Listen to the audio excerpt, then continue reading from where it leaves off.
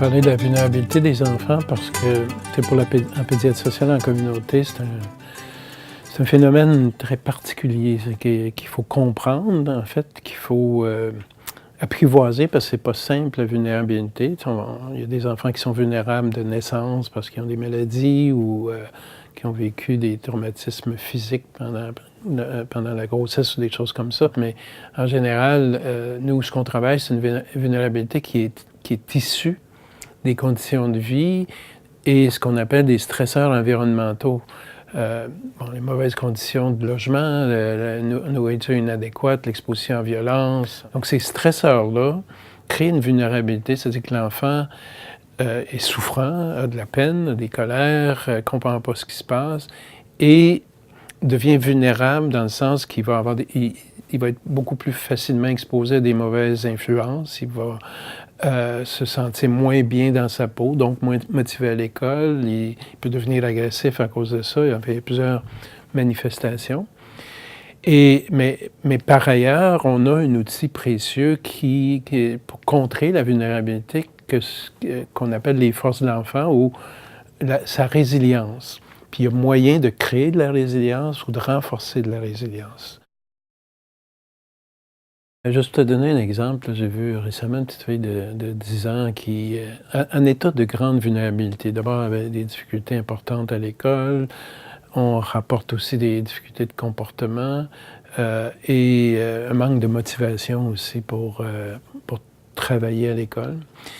Et l'histoire, c'est une histoire de migration difficile. Elle a vécu une bonne partie de son enfance dans des territoires où il y avait de la guerre, de la violence. Elle ne pouvait pas aller à l'école parce que l'école était fermée, c'était trop dangereux.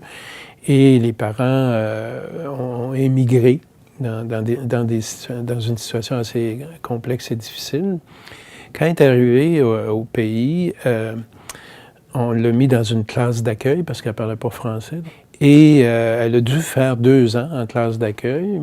Puis quand elle est sortie de classe d'accueil, on s'est aperçu qu'elle avait des difficultés d'apprentissage qui n'étaient pas à niveau pour son âge. Puis là, elle était rendue à 10 ans.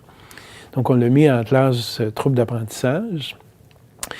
Et on pensait que ça améliorerait la situation, mais non, l'enfant a réagi beaucoup cette année-là, même si elle était d'une classe adaptée.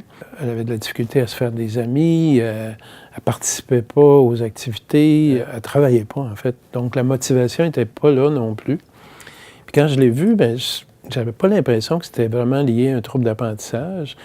Puis en faisant cette histoire-là, puis en comprenant aussi la vie de ces parents-là depuis leur migration ici à Montréal, les conditions de vie étaient loin d'être idéales pour être motivé puis bien se développer.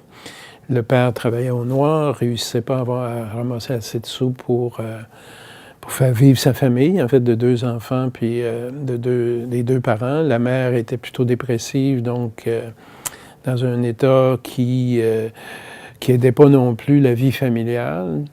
En plus, il avait sur le dos une possibilité de déportation.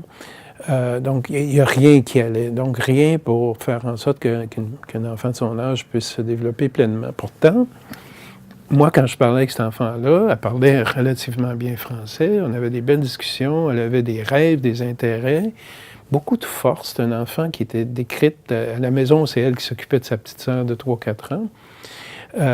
Et donc, elle jouait un rôle de mère à la maison. On me la décrivait comme un enfant serviable, douce, sympathique et tout. Puis effectivement, c'est ce que je constatais. Donc, un état donc de grande vulnérabilité qui pouvait expliquer que ça ne fonctionnait pas ni à l'école, ni avec son comportement. Par contre, un enfant avec des grandes forces sur lesquelles il fallait miser et créer une forme de résilience, pas nécessairement pour qu'elle sauve la famille, mais qu'elle prenne sa place, qu'elle réussisse, puis qu'elle fasse la fierté de sa famille, puis l'impact là-dessus, c'est une famille qui va mieux. Ouais, travailler sur la vulnérabilité, c'est pas simple parce que là, ça demande vraiment une équipe autour de la famille, autour de l'enfant. On ne peut pas le faire directement dans notre bureau.